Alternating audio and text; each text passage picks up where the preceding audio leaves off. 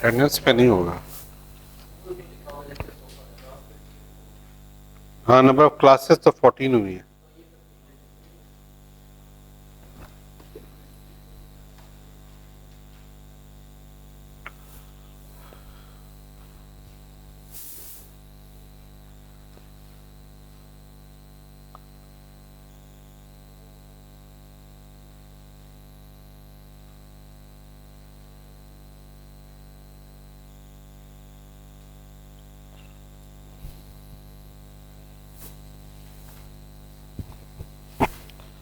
या ये जो यूनिट वेक्टर कंट्रोल है, this is something like relatively new entry in starting mode control. इसका पहला वर्जन तो बहुत पुराना है, लेकिन इसका सेकंड वर्जन 1984 में आया था। और ये मतलब जब जिस जमाने में मैंने पीएचडी की थी उस वक्त ये काफ़ी यूज़ होता था, मतलब काफ़ी हॉट था। यूज़ तो लोग कम लोग करते हैं, लेकिन काफ़ी हॉट था। और जो मेरा फोर्ड इंजन पे जो आइडल स्पीड कंट्रोल का प्रॉब्लम था, जो मैंने पीएचडी में सॉल्व किया था, वो इससे किया था, यूनिट वेक्टर कंट्रोल से। तो इससे मतलब ये ना आप समझे कि इसका मैथ्स है कि ये ना समझे कि इट्स वेरी कम्बरसम, तो ये कहीं अप्लाई नहीं हो सकता। वी इफेक्टिवली अप्लाइड इट और we got good results. Unit vector control के यूनिट वेक्टर कंट्रोल का जो सबसे बड़ा एडवांटेज है ना, जब आपने मल्टीपल स्लाइडिंग सर्फेसेस बनानी हो ना, मल्टीपल इनपुट हो, तब आपको ट्रूली कोई मेथड एग्जिस्ट नहीं करता जो आपको वो स्लाइडिंग सर्फेस बना। तो ये उस वक्त में काम आता है। और इसमें आप देखेंगे कि एक इंटरेस्टिंग चीज होगी कि सिग्नम है ही नहीं इसमें। स्विच, मतलब ये कहना गलत होगा कि स्विच नहीं है, इसमें सिग्नम फंक्शन यूज नहीं होता। ठीक है, तो बेसिकली जो सिग्नम फंक्शन है ना, वो that is mathematically defined for a single input system. तो ये मल्टी इनपुट सिस्टम के लिए एक नेचुरल फ्रेमवर्क है।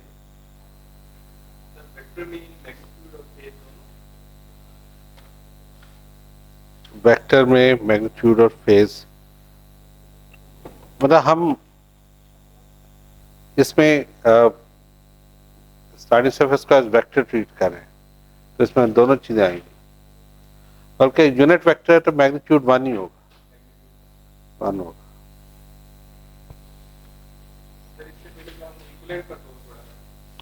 हाँ, वो मोस्टली स्केलर ही है। उसमें आपने देखा होगा कि हमने दो कंट्रोल नहीं बनाने की कोशिश की, उसकी वजह ये थी कि वो एक नेचुरल स्केलर फ्रेमवर्क है।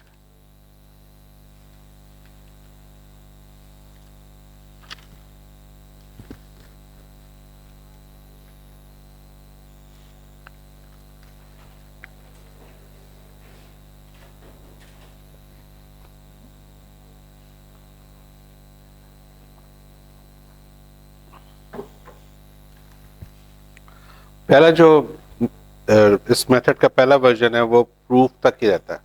ठीक है, ये गुटमैन और शायद लाइटमैन, गुटमैन ने ये प्रॉब्लम 50s में ये अप्रोच दी थी।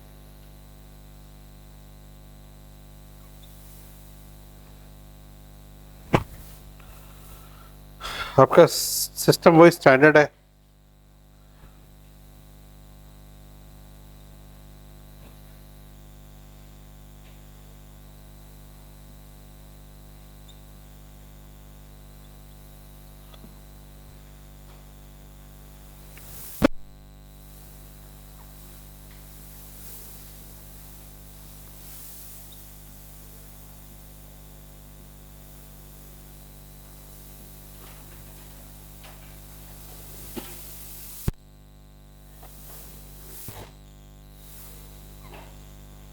H of X comma T जो है ना आपकी मैच्ड डिस्टर्बेंस।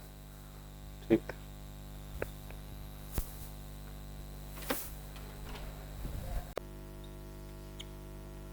आप एक कहेंगे एक वेरिएबल है डब्ल्यू। ठीक है, W is equal to dv over dt, और dv over dt हम देख चुके हैं, ये basically gradient of v transpose x dot है, ठीक है। और x डॉट क्या था जी, x डॉट आपके पास ये पूरा है, तो यहां से आप लिख सकते हैं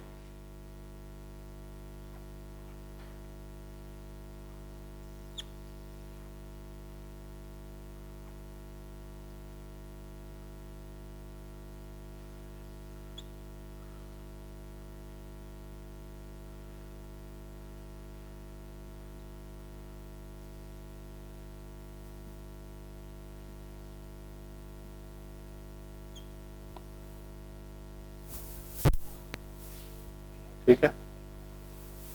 इसको कहते हैं differentiating along the trajectory of one. One क्या है, ये दैट इज डिफरेंशिएटिंग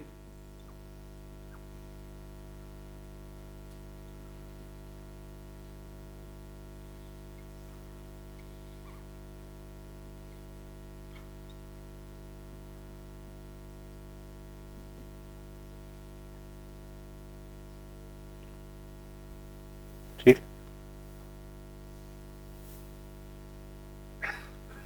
मतलब अगर आपने पार्शियल डेरिवेटिव्स याद हो आपको, तो आप डिफरेंशिएशन अलोंग डिफरेंट रूट्स कर सकते हैं। तो जो हमें ये डिफरेंशियल इक्वेशन वन बता रही है, हम उस रूट के अलोंग जा रहे हैं, ठीक। यहां से इसको आप डेरिवेटिव को खोल लें, ब्रैकेट्स को खोल लें, सॉरी, तो आप ये कहेंगे gradient of v transpose F of X comma T, ठीक है, प्लस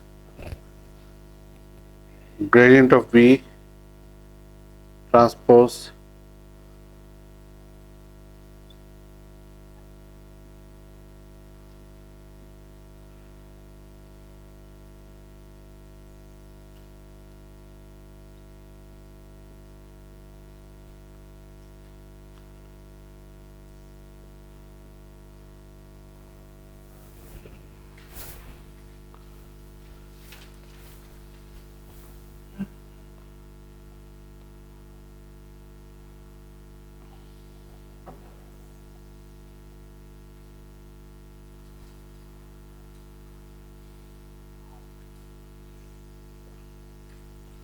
अच्छा,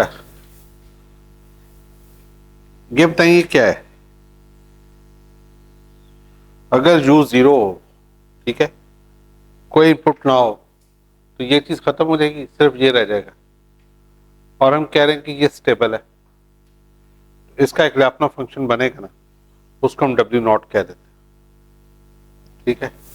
तो ये चीज आ गई w नॉट, ठीक है, ओपन लूप ले अपना,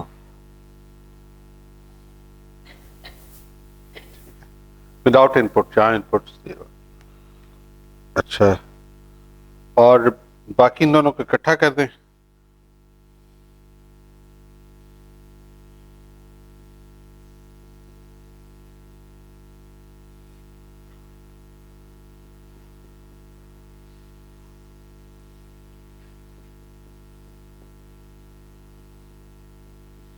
अच्छा आप बताएं कि जितनी डिस्कशन अभी तक हमारी हुई है मैच डिस्टर्बेंस पे, उसकी रोशनी में हम एच को बारे में क्या कह सकते हैं, कि अगर मैं कहता हूँ एच मैच डिस्टर्बेंस है, तो हम इसके बारे में क्या कह सकते हैं,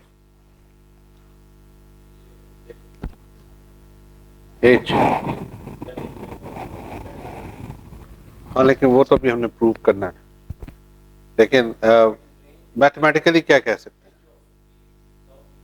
इसको सरल अल्फाज में ऐसे कह सकते हैं कि जो एच है वो बी का फैक्टर है, ठीक है, कोई नंबर टाइम्स बी जो है वो एच बनेगा। तो क्या लेता हूँ मैं, फिर लिख लेता हूँ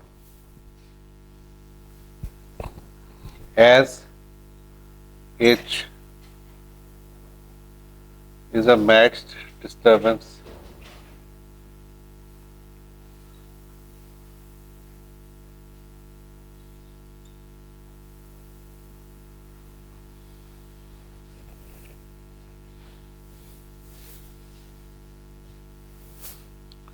H the max disturbance.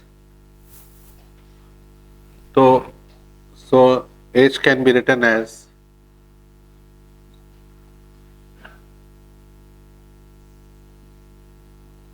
for some gamma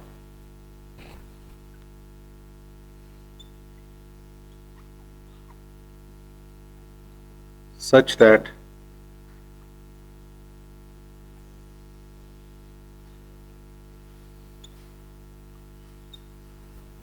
ठीक है सम पॉजिटिव बाउंड इस पे आएगा। हम ये बात जो कह रहे हैं हम ये कह रहे हैं कि जो डिस्टर्बेंस होगी गैमा वो अनबाउंडेड नहीं है, उसका कोई बाउंड है जो कि फिजिकल सिस्टम में हमेशा होगा। ठीक है, हाँ जी, कोई क्वेश्चन समझ आए? अच्छा, गैमा क्या ये अपर बाउंड है, मैंने लोअर लिखा है।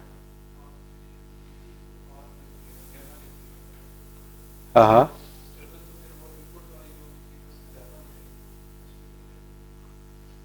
देखे ना, मतलब सादा अल्फाज में एज का बाउंड क्या होगा? B gamma naught. क्या ख्याल, अगर गैमा का बाउंड गैमा नॉट है तो बी गैमा का बाउंड क्या होगा? B gamma naught. या बहुत बार उसका नॉर्म ले लें, norm of B gamma naught, वही एज है आपका। ठीक है, अच्छा, तो अब आप ये कह सकते हैं कि फ्रॉम 2 and 3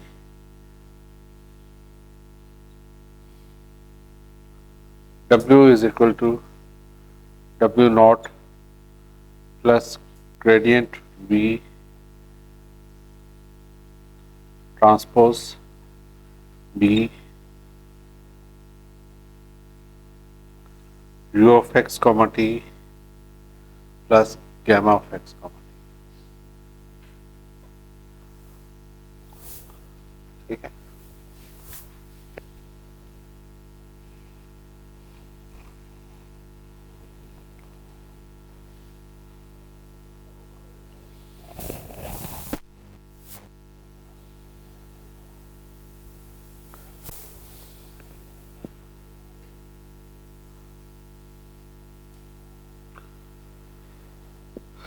अच्छा,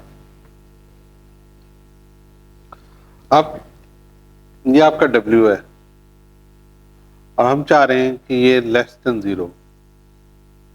ठीक है, तो यहाँ पे गुडमैन जो है वो ये कहता है कि आप एक कंट्रोलर एक चॉइस लें, ठीक है, और उसको फिर देखेंगे वो W को नेगेटिव करता है या नहीं। ठीक है, तो चॉइस क्या है? चॉइस बड़ी इंटरेस्टिंग है। ये रो को स्केलर है, ठीक है, ये रो स्केलर है। अगर आप इसको डिटेल से पढ़ना चाहें तो क्रिस एडवर्ड्स की बुक है, उसको देख सकते हैं, ब्लू कलर की बुक है, उसमें ये सारा डिटेल में दिया हुआ। अच्छा,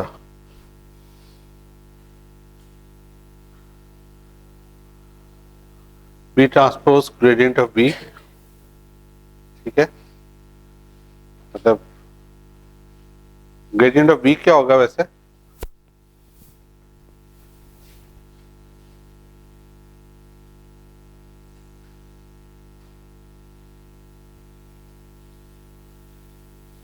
अगर दो स्टेट्स हैं, ये ग्रेडियंट ऑफ बी, ठीक है, मतलब पहले स्टेट से उसका पार्शियल डेरिवेटिव, फिर दूसरी स्टेट पार्शियल डेरिवेटिव।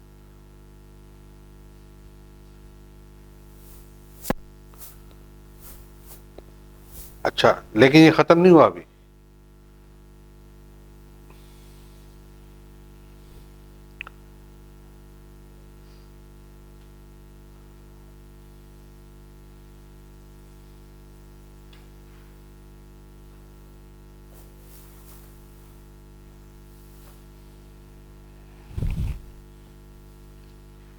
अच्छा जरा डायमेंशन चेक करने पहले डायमेंशन चेक करें. B belongs to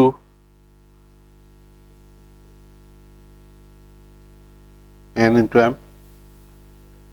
ठीक है. B क्या होगा और ग्रेडियंट ऑफ B क्या होगा?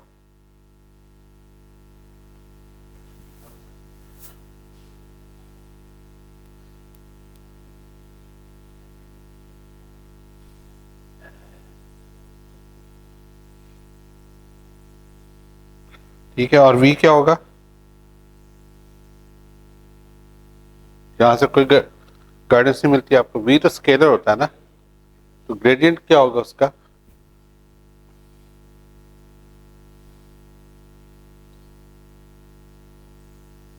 हाँ जी, ग्रेडियंट भी क्या होगा? आपका ध्यान नहीं लग रहा कुछ ज्यादा, समझ नहीं आ रही. हाँ, क्या समझ नहीं आ?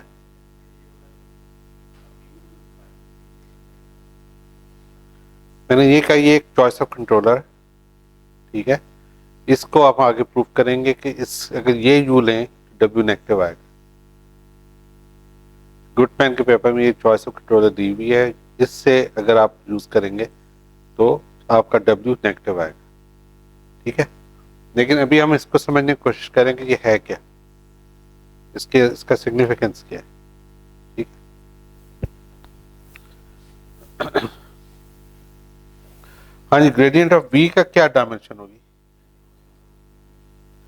n स्टेट्स और 1 उसका. तो B ट्रांसपोज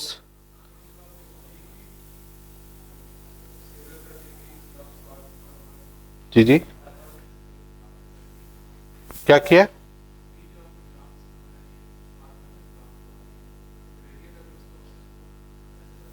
V तो स्केलर है ना. ठीक है. लेकिन वो x1 पे भी डिपेंड कर रहा है, x2 पे भी कर रहा है, x3 पे भी कर रहा है. मतलब आपके पास एक स्केलर फंक्शन हो सकता है ना वेक्टर का. It's a scalar function of a vector, इसलिए ये R1. मसलन ये अभी देखते हैं. ये स्ट्रक्चर बड़ा लॉजिकल है. अभी इस पे आहिस्ते आहिस्ते इसको देखते हैं. मसलन यासिर, ये देखो, ये अब स्केलर है, लेकिन इसका फर्स्ट स्टेट के साथ भी पार्शियल डेरिवेटिव होगा, सेकंड स्टेट के साथ भी. अच्छा, हाँ जी, अब ये बताएं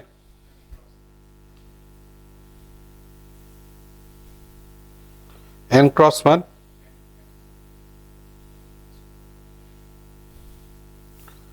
पहला फायदा तो यही देख लें, आपको एग्जैक्टली m कंपोनेंट्स मिल गए. ठीक है. आपको m इनपुट्स चाहिए थी ना, आपको m इन कंपोनेंट्स मिल गए.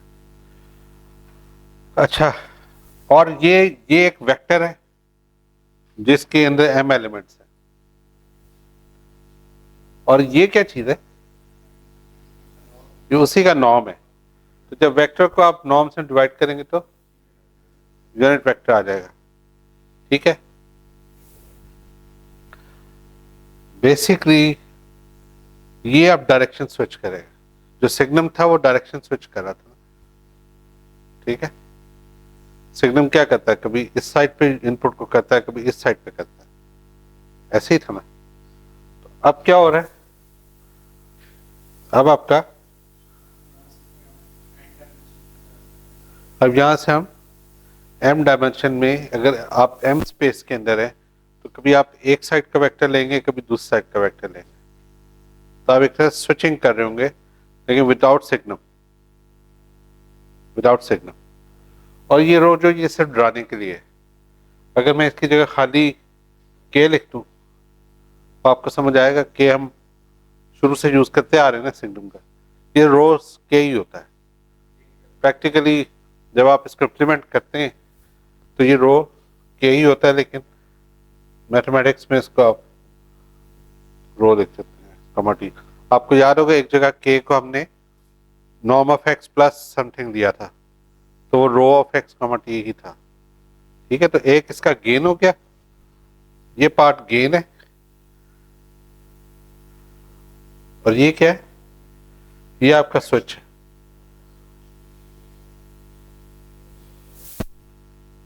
ठीक है, तो प्रैक्टिकली आपके पास एक वेरिएबल स्ट्रक्चर कंट्रोलर आ गया, और वो आपको स्लाइडिंग सरफेस अभी तक हमारे पास कहीं नहीं आई, स्लाइडिंग सरफेस नहीं आई। ठीक है, लेकिन अगर आपको लैपटॉप पता है तो वो आपको ये कंट्रोल आपको स्विचिंग करवा देगा। ये क्या कुछ,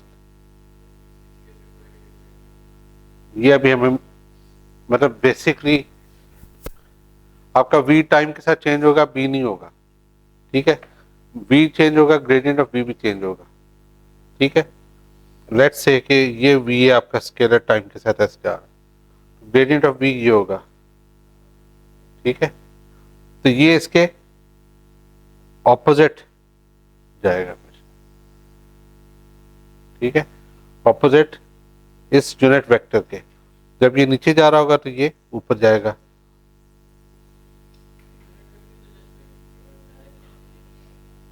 हाँ, लेकिन उसके साथ गेन मल्टीप्लाई हो गया ना, तो उसका मैग्नीट्यूड बढ़ गया। बस यहाँ पे आपका वेक्टर नीचे जा रहा है तो ये ऊपर को जाएगा, तो मतलब हर दफा डायरेक्शन बदलेंगी जो वी के हिसाब से बदल रही होंगी। ठीक है, तो इसलिए इसको यूनिट वेक्टर कंट्रोल कहते हैं। लेकिन ये बहुत ज्यादा इसको हम यूज नहीं कर सकते, क्योंकि इसमें हमें वी चाहिए, वी निकालना सिस्टम के लिए मुश्किल होता है। ये डेरिवेशन लैपनॉफ के हिसाब से आ रही है।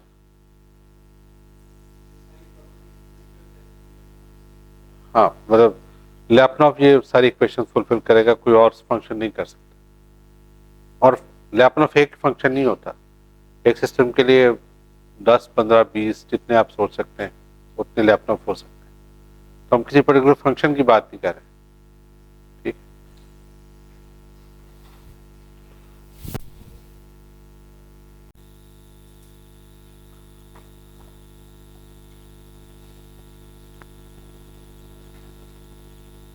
यू क्या है, minus rho of X comma T. बाद में यहां लिख लें कि रो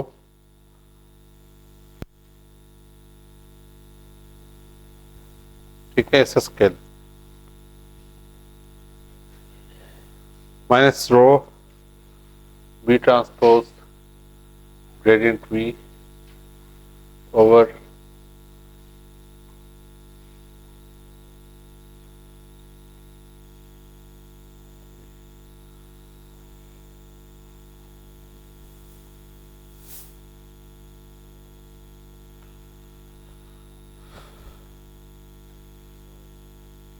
जी।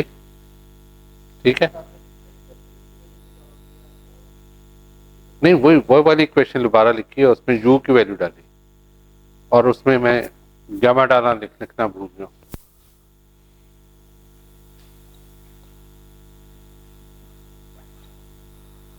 अब इधर इसको अगर आप मल्टीप्लाई कर दें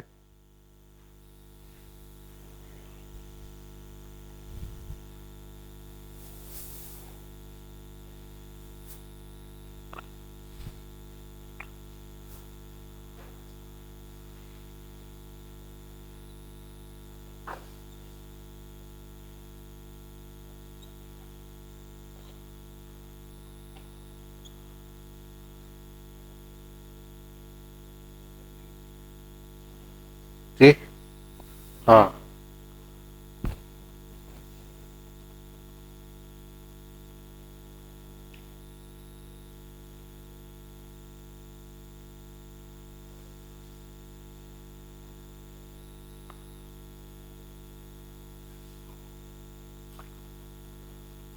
अब ये रो बाहर आ सकता है,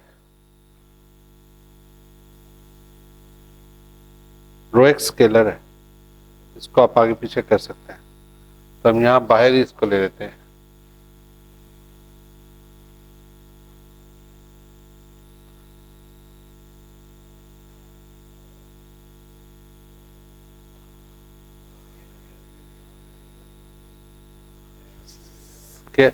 वेरिएबल स्केलर नहीं हो सकता,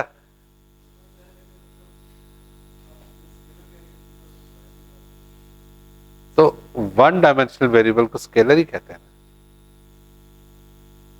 वन डायमेंशनल वेरिएबल को स्केलर ही कहते हैं। ठीक?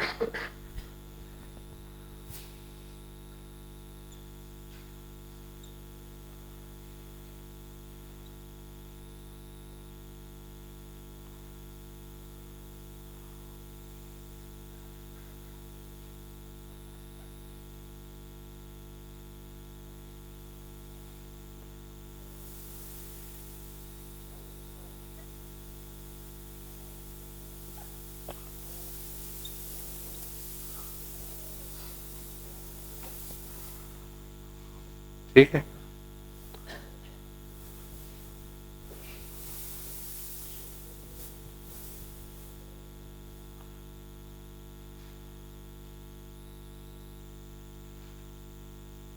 हाँ जी, एग्री करते हैं आपसे।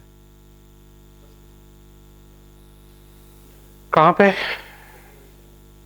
अच्छा, माइनस रो अंदर था तो ये आएगा ही नहीं, सर ये आएगा। ये वाली चीज मल्टीप्लाई हुई इससे, फिर इससे, क्या मैं प्लस नहीं है, ये मल्टीप्लाई है।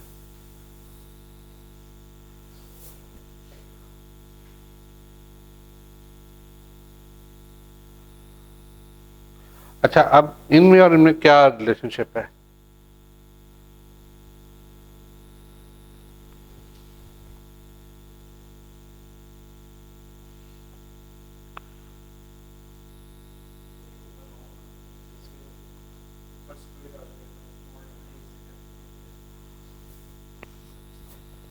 अब बेसिकली ये आ जाएगा rho of X comma T, ठीक है, और यहां पे अब आपके पास क्या आ जाएगा? ये देखिए, ये स्क्वायर था, ये स्क्वायर था ना, ठीक है, तो ये स्क्वायर नहीं है और एक बच जाएगा, तो ऊपर एक नॉर्म आ जाएगा,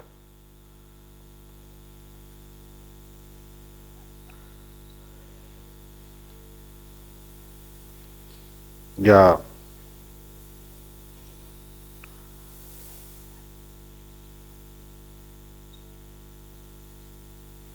ये आ गया, ठीक है। और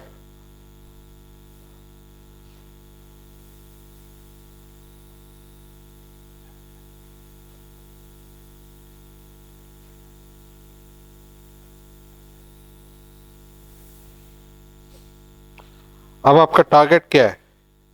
हम चाह रहे हैं कि ये चीज नेगेटिव प्रूव हो, ये ऑलरेडी नेगेटिव है, ठीक है, क्योंकि ये ओपन लूप स्टेबल सिस्टम का लैपटॉप फंक्शन है, ठीक है।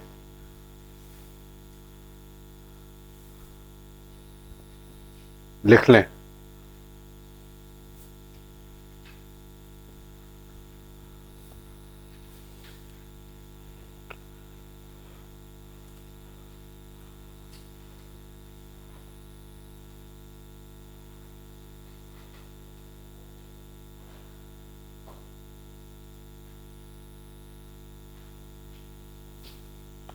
अच्छा, ये टर्म नेगेटिव है, ये टर्म नॉर्म हमेशा पॉजिटिव होता है, रो आपका जो है, यहाँ लिख लें कि रो इज ग्रेटर देन जीरो, रो हमारा डिजाइन है, ये हमारी कंडीशन है रो के ऊपर कि रो हमेशा ग्रेटर देन जीरो होगा, जैसे के सिग्नम ऑफ एस में के ग्रेटर देन जीरो होता है, ठीक है। तो इसका मतलब है कि ये टर्म लेस देन जीरो भी, ठीक है, ये टर्म लेस देन जीरो भी, क्योंकि minus positive into positive. What about this? इसके बारे में हम कुछ नहीं कह सकते, गामा डिस्टर्बेंस है, वो कुछ भी कर सकती है।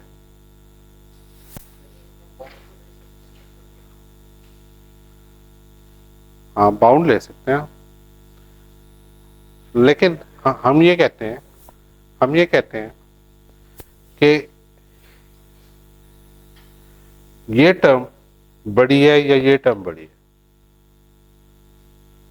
एक वेरिएबल हमेशा अपने नॉर्म से छोटा होता है, छोटा या बराबर होता है। ये बात समझ आई कि एक वेक्टर है आपके पास अल्फा, अल्फा अगर वेक्टर है, ठीक है, तो alpha will be always less than और equal to norm of alpha. ठीक है, इसका मतलब है कि ये टर्म इससे छोटी नहीं है तो बड़ी भी नहीं, ये हमेशा इससे बड़ी होगी या बराबर होगी। ठीक है, और ये टर्म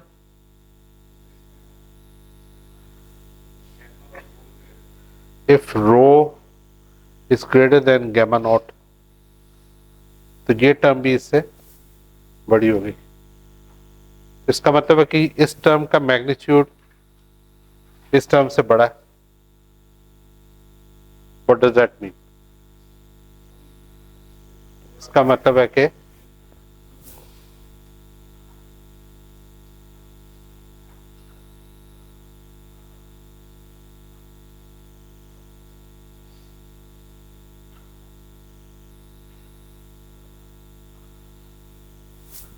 यहां पे अब equality sign less than equal में कन्वर्ट हो गया और दोनों नेगेटिव टर्म्स हैं, इसलिए वी आर ओके। ठीक है,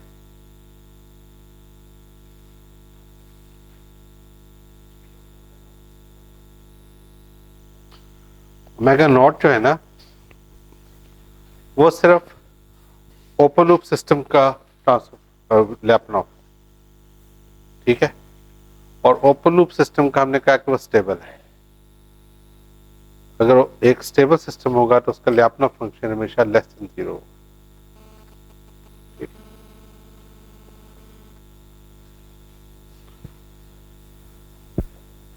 ठीक है, क्लियर हुआ कि ये चॉइस जो है ये हमें एक स्टैंडर्ड लैपटॉप सिस्टम देती है, और लैपटॉप फंक्शन, अगर हमें लैपटॉप फंक्शन पता है तो ये हमें एक अच्छा कंट्रोलर देती है, क्योंकि बी हमें पता है, रो बेसिकली गेन है के की तरह, वी नहीं पता हमें। अगर वी पता हो तो हम बहुत अच्छा कंट्रोलर डिजाइन कर सकते। ठीक, ये कोई 40s 50s में गुडमैन ने ये अप्रोच दी थी, और लेकिन उसके बाद ये चीज डेड हो गई, क्योंकि वी निकालना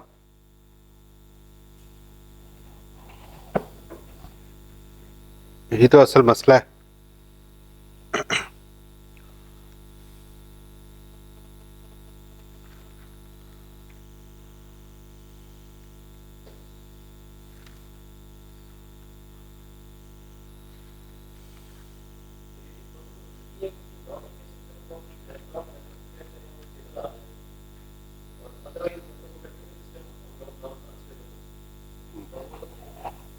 पॉसिबल नहीं है, मतलब एक सिस्टम का स्टेबल होना ज्यादा आसान है, उसका लैपटॉप निकाल के उसको स्टेबल प्रूव करना ज्यादा मुश्किल है। और लैपटॉप जो स्टेबिलिटी आती है, ये बात याद रखें, it's very conservative. Laptop stability से जो आप इनपुट निकालते हैं वो बहुत ज्यादा कंजर्वेटिव होती है। कंजर्वेटिव होने का मतलब है कि आप फॉर एग्जांपल उससे प्रूव ना भी करें, ठीक है, आप लैपटॉप आपको नहीं मिला, still your system can be stable. एक सिस्टम का लैपटॉप ना मिलना उसका ये मतलब नहीं कि आपका सिस्टम स्टेबल नहीं है, उसका ये मतलब कि आपको राइट लैपटॉप नहीं मिला। ठीक है, ये अदर वे अराउंड ये वर्क नहीं करता।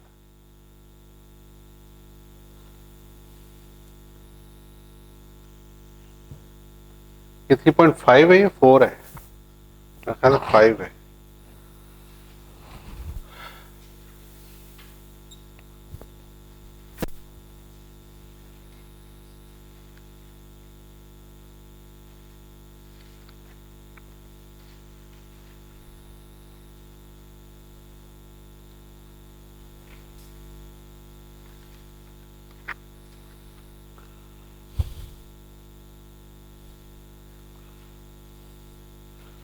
अच्छा, अब आप आ जाए 1950 से 1980s में, ठीक है। 1984 में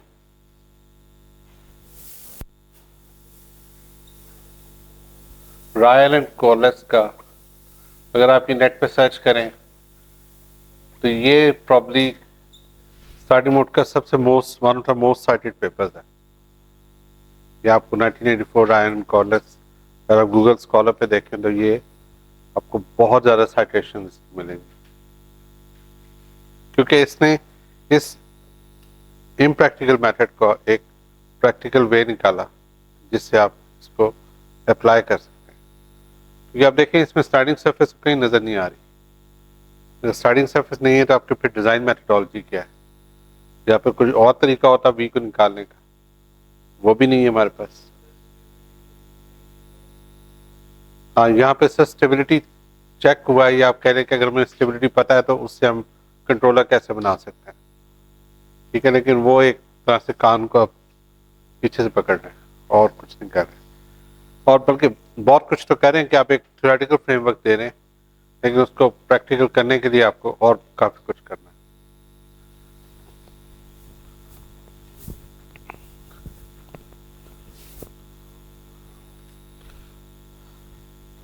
पहला काम तो आप ये करें कि एक वेरिएबल जो स्टार्टिंग सरफेस है वो याद करें हम क्या डिफाइन करते होते थे।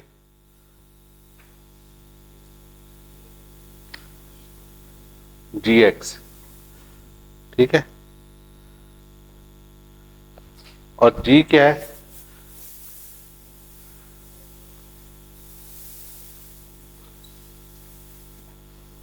ठीक है, s का ग्रेडियंट है ये, यानी कि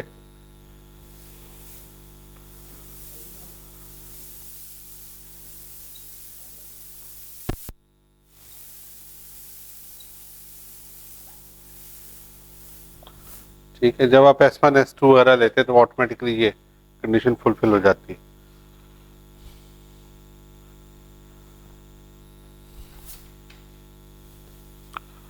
अच्छा, अब यहाँ डिफाइन कर लें डिटर्मिनेंट D, ठीक है। G आपका स्लाइडिंग सरफेस का वेरिएबल आ गया मैट्रिक्स G, और B आपका इनपुट डिस्ट्रीब्यूशन मैट्रिक्स आ गया। इसकी जो हमें प्रॉपर्टी चाहिए वो ये है कि determinant of D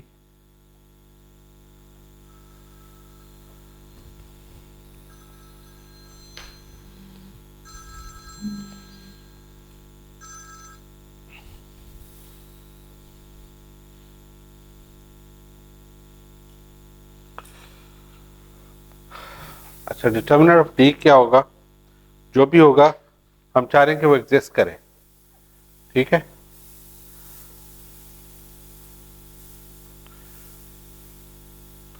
determinant of GB is not equal to 0, ठीक है।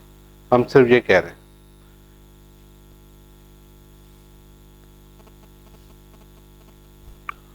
और क्यों, और उससे हम क्या फायदा उठाना चाह रहे हैं जी? इनवर्स एग्जिस्ट करेगा वो, ठीक है। और हम ये भी कह रहे हैं कि इससे फिर हम इस D से हम अपना कंट्रोल लॉ बना रहे हैं, कर लें पुराने कंट्रोल लॉ से तो आपको वही चीज मिलेगी।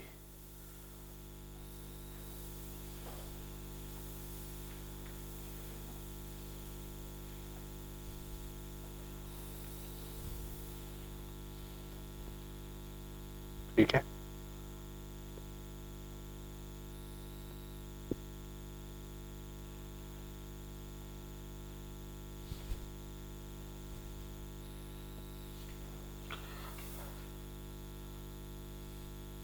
अब यहां से आप बताएं कि अगर D का डिटर्मिनेंट 0 नहीं है तो DS कब 0 होगा?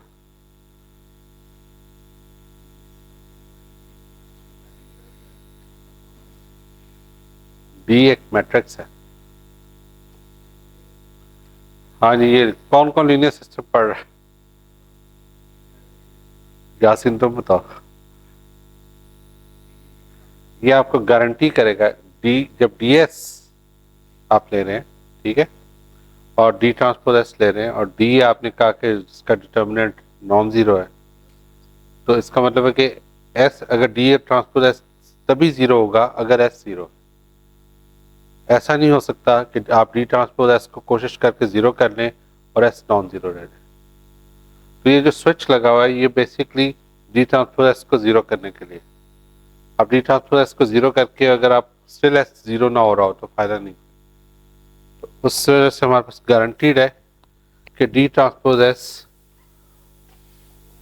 is not equal to 0 if S is not equal to 0.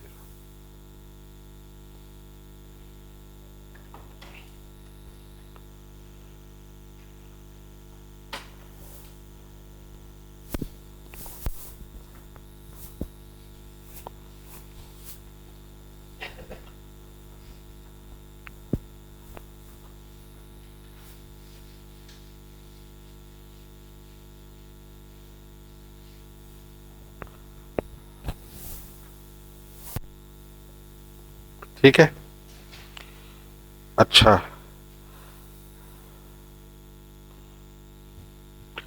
अब S आपका क्या है? अब आप वही वापस पुरानी कैलकुलेशंस पे आते हैं। अब हम स्टार्टिंग सरफेस से इक्विवेलेंट कंट्रोल टाइप चीज, इक्विवेलेंट कंट्रोल तो नहीं, ये वाला कंट्रोल जस्टिफाई करें। ठीक है, S डॉट क्या आ गया और कितना टाइम है हमारे पास? हम शॉर्ट हैंड यूज कर लेते हैं। X डॉट क्या था?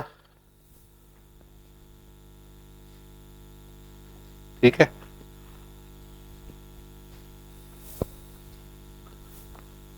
F plus B U plus H. ठीक है, यहां से आप G और F और H इकट्ठे कर लें प्लस जी बी यू कर लें। ठीक है,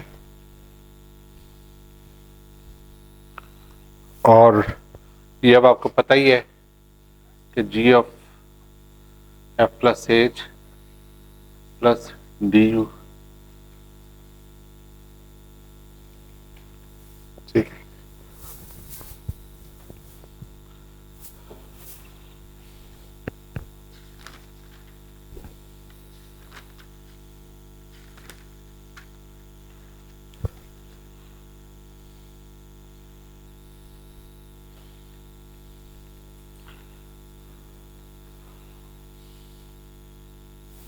अच्छा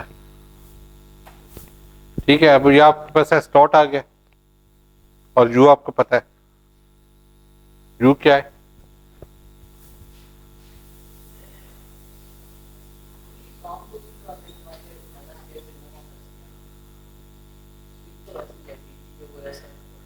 यही मैं दिखाना चाह रहा हूं कि आपने वेक्टर फॉर्म में सिग्नम को लिखा, कर तो वही रहे।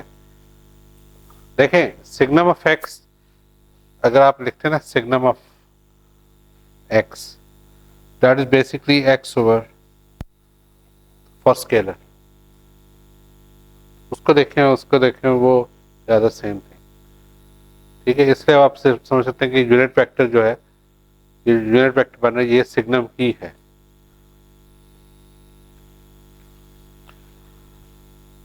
और यहाँ पे minus d rho d transpose s over d transpose s. ठीक है, ये एस डॉट बन गया आपका। अब आपको एस पता लग गया कि एस जी के जरिए डिफाइन होगा और एस डॉट ये चीज बन जाएगा। अब प्राइमरी क्वेश्चन क्या है? ये वाला मसला तो आपका हल हो गया। ठीक है, कि कंट्रोलर कैसे बनेगा। कंट्रोलर में अब वी आ रहा है, तो वी की जगह हम क्या ले आए? जी ले आए। ठीक है ना, वी की जगह जी आ गया, बी वही है। तो क्वेश्चन यह राइज होता है कि क्या वी की जगह बी लिखने से जो कंट्रोलर बनेगा क्या वो स्टेबल होगा? इसका क्या सोल्यूशन है? अगर हम ये प्रूव कर सकें कि S goes to zero for this controller, फिर हम कहेंगे कि सिस्टम स्टेबल है। ठीक है, ये बेसिकली क्या होगा, ये रीचेबिलिटी कंडीशन होगी। रीचेबिलिटी कंडीशन आप S S dot less than 0 से भी कर लेते हैं, लेकिन ये अब एस हमारा वेक्टर है, तो इसको हम प्रॉपर लैपनॉफ से ही करने की कोशिश करते हैं। अब हम ये कहते हैं कि जी जो लैपनॉफ है ना हमारा, वो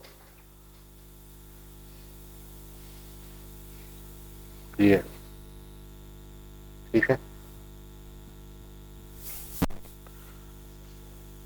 मतलब हमने क्या किया कि हमने एस के ऊपर एस स्क्वायर ले लिया एक तरह से, एस ट्रांसपोज एस स्क्वायर है, तो एस स्क्वायर अगर 0 पे जाएगा या एस स्क्वायर का डेरिवेटिव नेगेटिव होगा तो एस लाजमन 0 पे जाएगा। एस 0 पे जाएगा तो हमें पता है कि उससे हम ऑटोमेटिक सिस्टम स्लाइडिंग पे आ जाएगा, और एस हमारा डिजाइन है, इस वजह से हमें ये पता है कि वो स्टेबल होगा। ठीक है, इससे आगे जो मैथ्स है वो स्ट्रेट फॉरवर्ड है, कम अज कम मेरे लिए स्ट्रेट फॉरवर्ड है, आपके लिए मुझे नहीं पता। वी डॉट क्या होगा, एक दफा इसका डेरिवेटिव ले लेंगे, एक दफा इसका डेरिवेटिव ले लेंगे। ठीक है, हाफ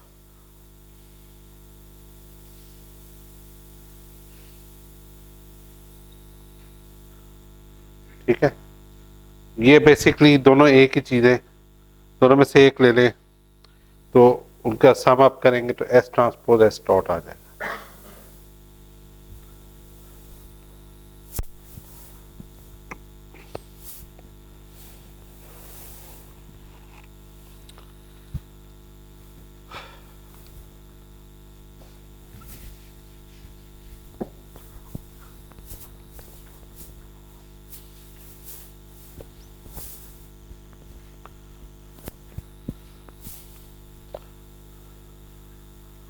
अब वी डॉट क्या आ जाएगा, एस ट्रांसपोज एस डॉट निकाला हुआ आपने, ये चीज पुट कर दें अंदर,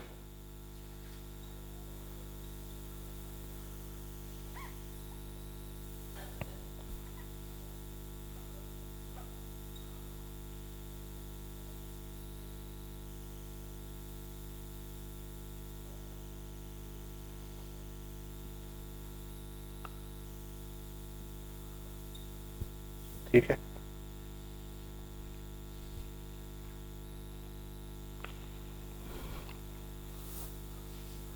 is equal to s transpose g f plus h minus s transpose t, rho को बाहर ले आए, डी ट्रांसपोज एस ओवर, ये आ गया। ठीक है, अच्छा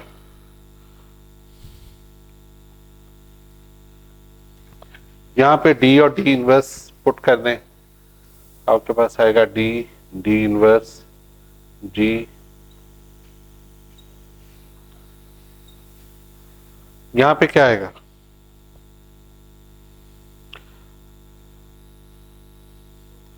बेसिकली ये डी ट्रांसपोज एस का नॉर्म स्क्वायर है ओवर, ठीक है,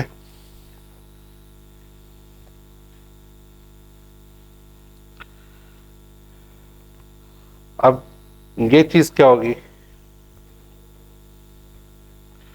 अब ये चीज अगर आप पूरे का अगर नॉर्म लें, less than norm of S transpose T,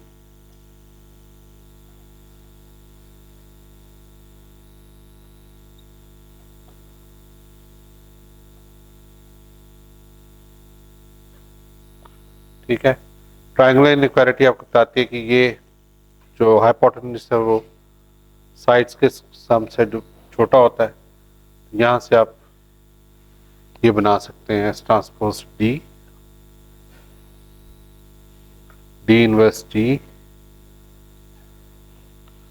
और एफ प्लस एच माइनस रो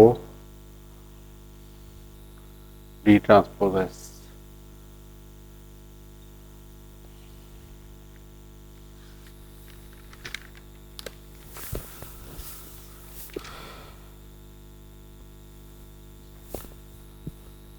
अब यहाँ से आप डी ट्रांसपोज एस ले लें या एस ट्रांसपोज डी ले लें, वो एक ही बात है।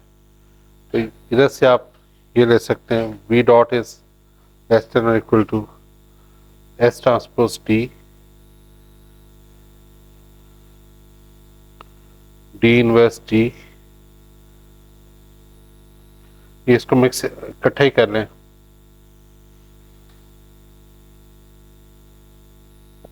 D inverse d f plus h minus rho. ठीक, अब आपको पता लगी क्या होगा कि यहाँ पे क्या हो रहा है, ये पॉजिटिव है और ये सारी चीज ये पॉजिटिव है पूरा और रो नेगेटिव है। अगर रो इस सारी चीजें बड़ा होगा हमारे पास overall v dot less than 0 आ जाएगा। तो यहाँ से हम कहते हैं कि लेट, वही बात पहले वाली कि एच अनसर्टेनिटी को या डिस्टर्बेंस को बाउंडेड ले लें और रो को बड़ा ले लें आप,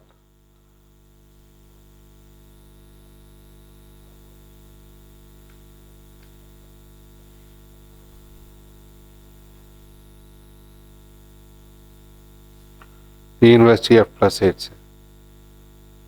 ठीक है, तो in that case V dot will be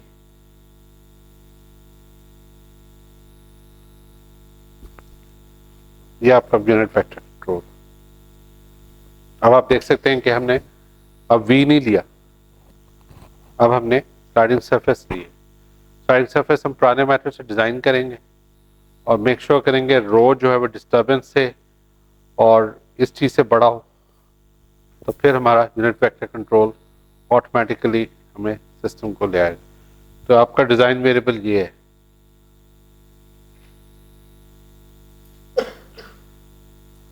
बड़ा एक वास्ट लिटरेचर मौजूद है जो रो का फंक्शन बनाता है, लेकिन इसमें हमेशा एक के जरूर होता है, एक गेन जरूर होता है।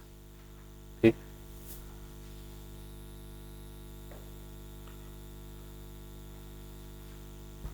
हाँ जी, एनी क्वेश्चंस?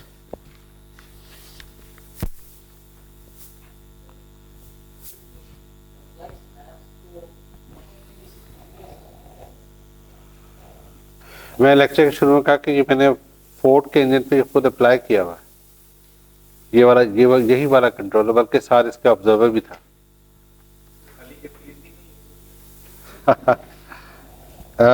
पीएचडी में तो नहीं, जो कॉम्प्लेक्स सिस्टम्स हैं उनमें आप स्लाइडिंग मोड यूज करते हैं, मतलब जैसे मोटर्स हैं, ड्राइव्स हैं, इनमें स्लाइडिंग मोड काफी यूज होता है।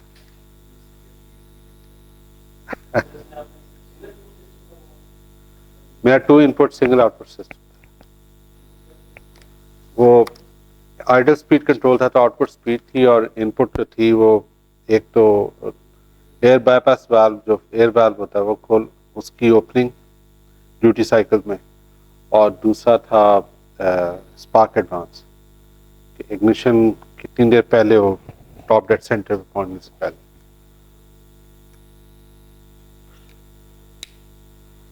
हाँ जी, एनी क्वेश्चन? ये आपका चैप्टर 3 था। नेक्स्ट टाइम विल सी कि हम ऑब्जर्वर स्टार्ट करें या बुक से ही कंटिन्यू करें। जी, असाइनमेंट करेक्ट कर लो।